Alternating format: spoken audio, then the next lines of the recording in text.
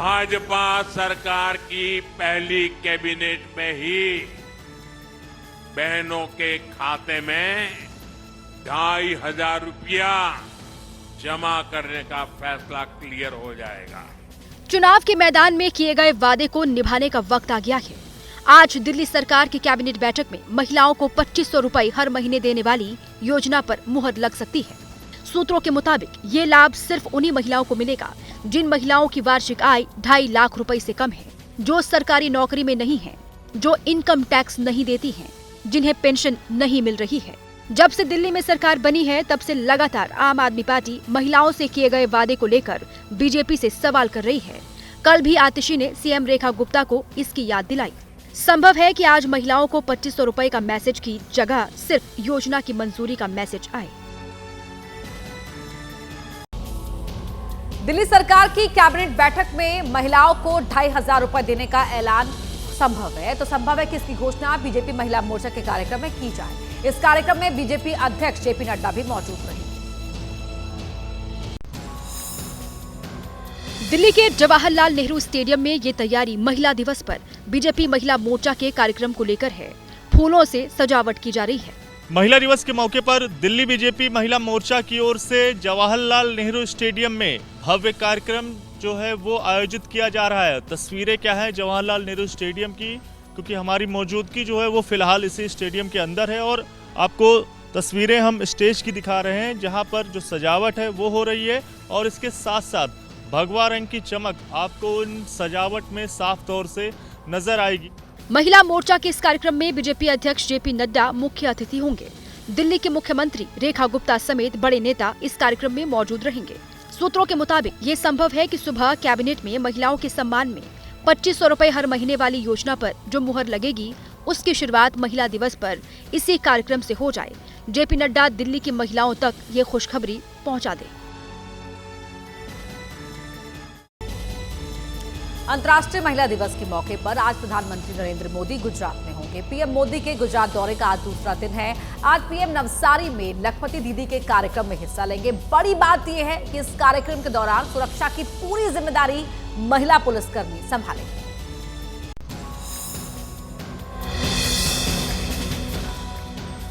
PM Modi आज गुजरात के नवसारी में होंगे। महिला दिवस पर लखपति दीदियों के सम्मान का कार्यक्रम है। पीएम मोदी 5 लाख लखपति दीदियों को प्रमाण पत्र देकर सम्मानित करेंगे। सबसे खास बात यह है कि पीएम मोदी के कार्यक्रम के दौरान सुरक्षा की जिम्मेदारी गुजरात की महिला पुलिस के जिम्मे होगी, जिसके लिए उन्हें खास तौर पर ट्रेनिंग भी दी गई है।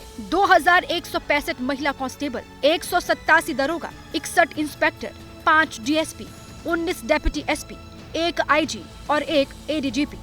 ऐतिहासिक कार्यक्रम जिसमें ऐतिहासिक संख्या में महिलाएं शामिल होने वाली हैं और उससे भी ज्यादा ये कार्यक्रम को पुलिसिंग एवं लॉ एंड ऑर्डर की फील्ड में एक ऐतिहासिक माना जाएगा, क्योंकि ये पूरा कार्यक्रम उसकी देखभाल महिला पुलिस स्टाफ द्वारा की जाएगी। ऐसा पहली बार होगा जब पीएम के कार्यक्रम की सुरक्षा की जिम्मेदारी सिर्फ महिलाओं को दी जाएगी। प्रधानमंत्री मोदी के सूरत दौरे के दौरान भावुक करने वाली 2 तस्वीरें सामने आई। पीएम का ध्यान दो पेंटिंग ने अपनी तरफ खींचा। एक पेंटिंग में उनके साथ उनकी मां की तस्वीर थी और दूसरी में अयोध्या में बना राम मंदिर।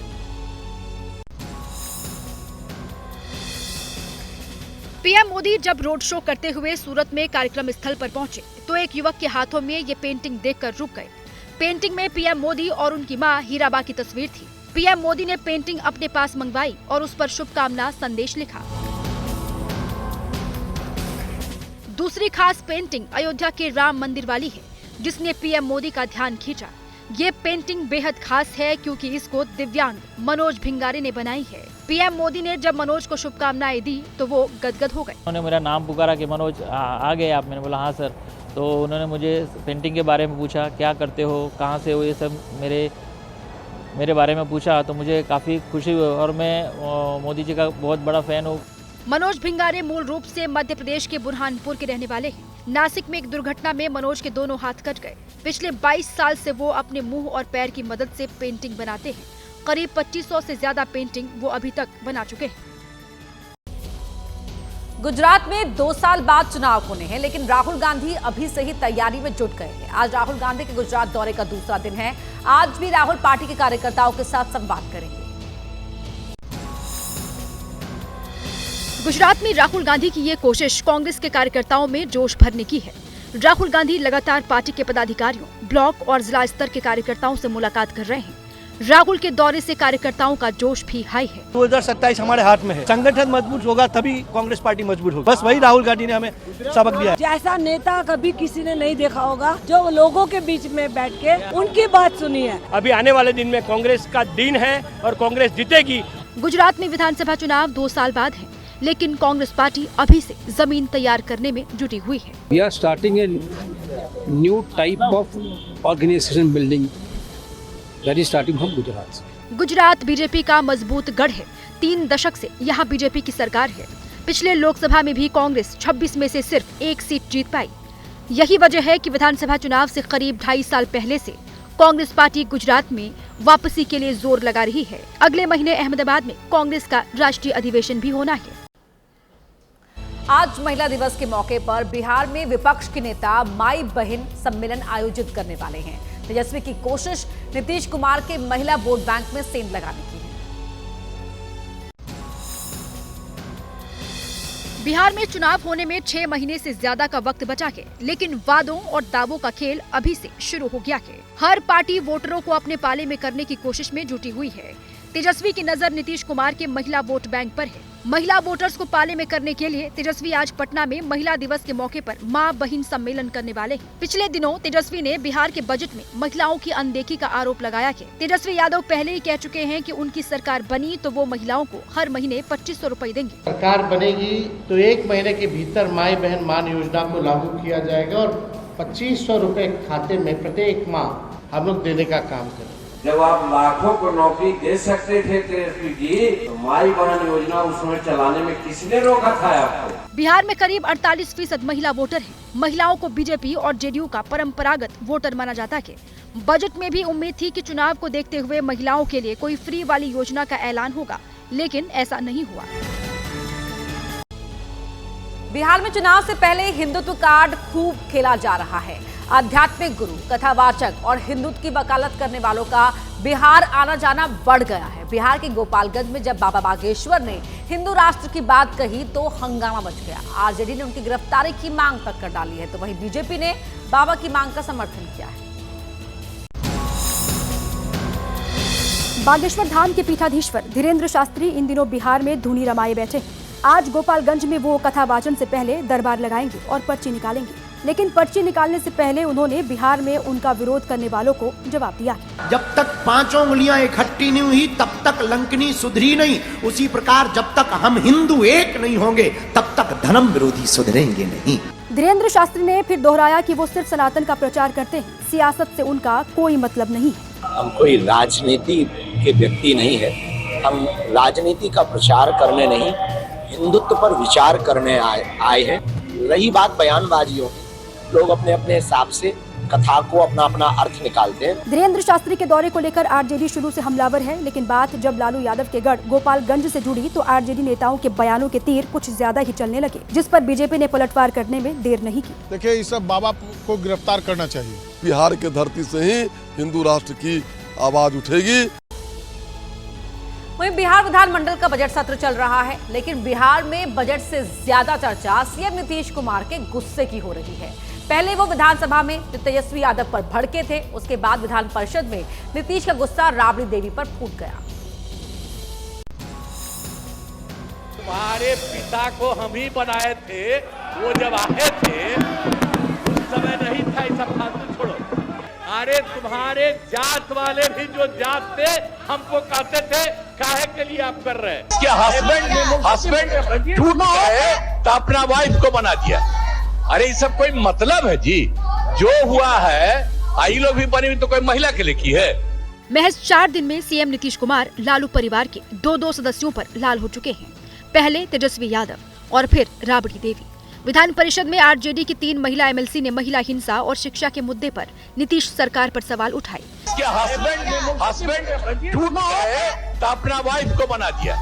सदन में राबड़ी देवी ने कोई प्रतिक्रिया नहीं दी, लेकिन बाहर तेजस्वी यादव ने नीतीश के बयान को उनकी सेहत से जोड़ दिया। उनकी गिरती सेहत जो है अब ये साबित कर चुकी है कि अब ये बिहार चलाने योग्य नहीं रहेंगे।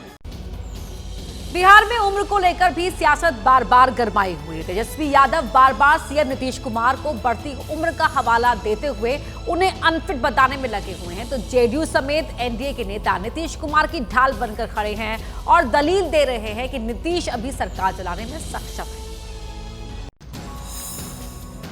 इस तरह का बयान लगातार आ रहा है। इनकी गिरती सेहत जो है अब ये साबित कर चुकी है कि अब ये बिहार चलाने योग्य नहीं रहेंगे। बिहार में विधानसभा का बजट सत्र चल रहा है और नीतीश सरकार का ये आखिरी बजट सत्र है, लेकिन इस बजट सत्र से तेजस्वी यादव ने नीतीश कुमार पर नए नारे के साथ हमला शुरू किया और ये नारा अब वो अपने हर कार्यक्रम में दोहरा रहे हैं। सरकार खटारा, सिस्टम नकारा, मुख्यमंत्री है थका हारा, दिव्यांग फिर रहा मारा मारा।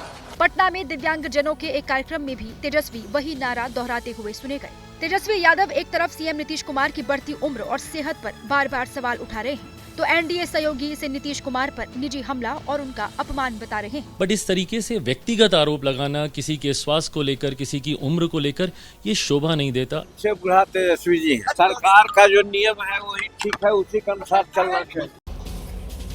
अलीगढ़ मुस्लिम यूनिवर्सिटी में होली समारोह आयोजन को लेकर हुए विवाद पर अब ब्रेक लगता नजर आ रहा है। विरोध के बाद प्रशासन ने होली खेलने की अनुमति दे दी है, हालांकि इसको लेकर खूब बयानबाजी हुई है।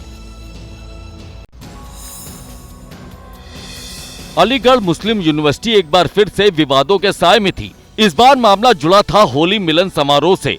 9 मार्च को होली समारोह के लिए छात्रों ने इजाजत मांगी थी, जिसे पहले खारिज कर दिया गया था, लेकिन विवाद बढ़ता देख आखिरकार प्रशासन ने यू टर्न ले लिया और यूनिवर्सिटी के एनआरएससी हॉल में 13 और 14 मार्च को होली मिलन समारोह करने की इजाजत दे दी। यूनिवर्सिटी ने उस पर गौर करने के बाद में ये फैसला लिया कि चूंकि इससे पहले कभी ऐसी कोई अनुमति नहीं मांगी गई, न दी गई है, इसी संबंध में यूनिवर्सिटी ने यह फैसला लिया कि हम ऐसी अनुमति के पक्ष में नहीं। इस मुद्दे को लेकर विवाद तब और गर्मा गया जब अलीगढ़ से बीजेपी सांसद ने विवादित बयान दे दिया। कोई भी हिंदू छात्र को कोई प्रॉब्लम आती है, उसके लिए मैं बैठा हूँ। मेरे रहते हुए अलीगढ़ यूनिवर्सिटी में होली धूमधाम से मनाई जाएगी। परमिशन की आवश्यकता ना, होली मनाइए, कोई प्रॉब्लम नहीं है। नहीं, कोई नहीं होगा। मारपीट कैसे हो जाएगी? जो मारपीट करेगा उसको ऊपर पहुंचा देंगे। होली को लेकर यूपी के संभल के डीएसपी अनुज चौधरी के बयान पर भी सियासत तेज है। अनुज चौधरी के बयान को बीजेपी विरोधी ध्रुवीकरण को पॉलिटिक्स से जोड़ रही है, तो हिंदू संगठन उनके समर्थन में खड़े हो गए। जिन मुसलमानों को रंग पसंद नहीं, उन्हें होली के दिन घर में ही नमाज अदा करने की नसीहत देने वाले संभल के सीओ अनुज चौधरी चौतरफा निशाने पर है। मामला बढ़ता देख संभल के डीएम ने अनुज चौधरी समेत सभी अधिकारियों को बिना परमिशन बयान न देने की चेतावनी दी है। हमने सभी को निर्देशित किया है कि जो भी बयान दें वो पहले अधिकृत रूप से हमसे अनुमति लें, उसके बाद ही किसी प्रकार का बयान दें। इससे पहले समाजवादी पार्टी ने अनुज चौधरी को देख लेने तक की चेतावनी दे डाली थी। जब कभी व्यवस्था बदलेगी तो ऐसे लोग तो जेलों में रहेंगे। विपक्ष पर बीजेपी पलटवार तो नहीं कर रही, लेकिन उसकी दलीलें अनुज चौधरी के समर्थन में ही दिख रही हैं। किसी तरह का टकराव, समाज में किसी तरह का बिखराव न हो, उसको बचाया जा सके, इसके लिए जो भी गवर्नमेंट डे होगी, जो भी प्रशासन होगा, उसकी ये जिम्मेदारी है। धर्मगुरु भी इसी मामले में कूद पड़े हैं। संभल के सीओ अनुज चौधरी ने जो बयान दिया है, बयान तो सही है, शब्द गलत हो सकते हैं। ब्रज की होली शुरू हो गई है। मथुरा वृंदावन में रंगों की धूम मची हुई है। कल लड्डूमार होली के बाद आज मथुरा में लठमार होली खेली जाएगी। लठमार होली खेलने के लिए देश विदेश से श्रद्धालु मथुरा पहुंच रहे हैं।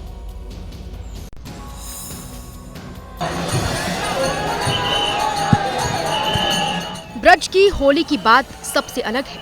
वहाँ होली के एक हफ्ते पहले ही रंगों के त्योहार की मस्ती छा जाती है और इसकी शुरुआत लड्डू मार होली से हो चुकी है।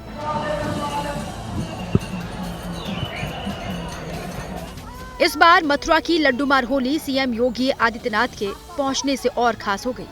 सीएम योगी देश विदेश से होली मनाने मथुरा पहुंचे श्रद्धालुओं के बीच पहुंचे और उन पर फूलों की बारिश की। इसके बाद सीएम योगी ने जो कहा वो सुर्खियां बन गई। जैसे काशी की कायाकल्प हुई है, अब तो बारी इसी ब्रजभूमि की है। मथुरा, वृंदावन, बरसाना, गोकुल, नंदगांव, गोवर्धन। ब्रज की होली के रंग में सराबोर होने के लिए इस साल 10 लाख से ज्यादा श्रद्धालु ब्रज पहुंचे हैं, जिनमें विदेशी श्रद्धालु भी शामिल हैं। बरसाना की रंगीली गली तो रंगोत्सव के जश्न में डूबी हुई है। तो जब से डोनाल्ड ट्रंप की अमेरिका की सत्ता में वापसी हुई है, टैरिफ को लेकर पूरी दुनिया में हड़कंप मचा हुआ है। ट्रंप ने दावा किया है कि भारत अमेरिका के सामान पर टैरिफ कम करने के लिए तैयार हो गया है। हालांकि अभी तक इस पर भारत की ओर से कोई ऑफिशियल स्टेटमेंट रिलीज नहीं की गई है। दोबारा सत्ता में वापसी के बाद से ही लगातार अमेरिका के राष्ट्रपति डोनाल्ड ट्रंप टैरिफ के मुद्दे पर दुनिया के देशों को घेर रहे हैं। अब ट्रंप ने बड़ा दावा किया है कि भारत अमेरिका के सामान पर टैरिफ कम करने को तैयार हो गया है। Canada, Mexico, and then you just go right down the line. India charges us massive tariffs, massive. You can't even sell anything into India. It's almost restrictive. It is restrictive. You know, we do very little business inside. They've agreed, by the way, they want to cut their tariffs. Tariff को लेकर Trump लगातार भारत को आंख दिखा रहे हैं। इस बीच चीन ने भारत से साथ मिलकर काम करने की अपील की है। चीन और भारत दुनिया के दो सबसे बड़े विकासशील देश हैं। दोनों देशों को अपने अपने देश का विकास करना है। यही वजह है कि हमें एक दूसरे का रास्ता रोकने की जगह साथ मिलकर काम करना चाहिए। डोनाल्ड ट्रंप ने ये ऐलान किया है कि 2 अप्रैल से टैरिफ की नई व्यवस्था लागू होगी। अमेरिका से जो देश जितना टैरिफ वसूलेगा उतना ही अमेरिका भी उन पर लगाएगा। तो अमेरिका के राष्ट्रपति डोनाल्ड ट्रंप ने कहा है कि अगर रूस यूक्रेन का युद्ध नहीं रुका तो वर्ल्ड वॉर 3 हो जाएगा। ट्रंप ने कहा कि अगर रूस और यूक्रेन अमेरिका की बात नहीं मानते हैं तो वो इस पूरे मसले से खुद को अलग कर लेंगे। अमेरिका के राष्ट्रपति डोनाल्ड ट्रंप लगातार रूस यूक्रेन युद्ध रोकने की वकालत कर रहे हैं। अब ट्रंप ने कह दिया है कि अगर युद्ध नहीं रुका तो तीसरा विश्व युद्ध भी हो सकता है। I don't know that they want to settle. If they don't want to settle, we're out of there because we want them to settle. This thing could end up in World War III if we don't get it settled. This could really end up in a World War III. We got to get it settled. Trump एक बार फिर रूस पर नरम और Ukraine पर गरम दिखे। I believe him. I think we're doing very well with Russia. But right now they're bombing the hell out of Ukraine, and I'm finding it more difficult, frankly, to deal with Ukraine. And they don't have the cards. They don't have the cards.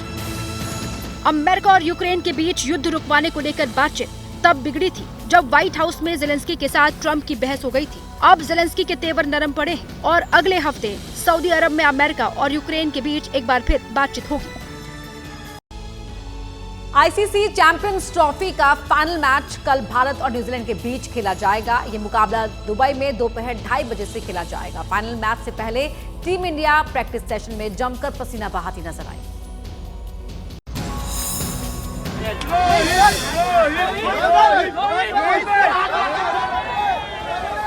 Dubai का ये नज़ारा team India के हौसले और जोश में और इजाफा कर देता है। घर से दूर रहने के बाद भी वहाँ का माहौल अपने घर जैसा ही है। ये तस्वीरें कल शाम की हैं जब टीम इंडिया प्रैक्टिस सेशन से वापस लौट रही है और स्टेडियम के बाहर सैकड़ों फैंस खड़े थे और टीम जैसे ही बाहर निकली फैंस ने उन्हें घेर लिया। टीम इंडिया के प्लेयर्स ने भी फैंस को निराश नहीं किया। विराट कोहली ने एक फैंस के लिए ऑटोग्राफ पर साइन तक किया और इस प्रशंसक ने कोहली समेत पूरी टीम को जीत और होली की भी शुभकामनाएं दी। टीम इंडिया आईसीसी चैंपियनशिप की प्रबल दावेदार टीम है। एक बस टीम इंडिया ही है जो अब तक इस टूर्नामेंट में नहीं हारी है। उसने लीग मैच में अपने 3 मैच जीते थे और सेमीफाइनल में ऑस्ट्रेलिया को हराया था, जबकि न्यूजीलैंड भी ग्रुप ए से ही सेमीफाइनल में पहुंची है। लीग मैच में रोहित के धुरंधरों ने न्यूजीलैंड को रौंद दिया था। हालांकि सेमीफाइनल में दक्षिण अफ्रीका को हराकर उसने फाइनल में जगह बना ली है।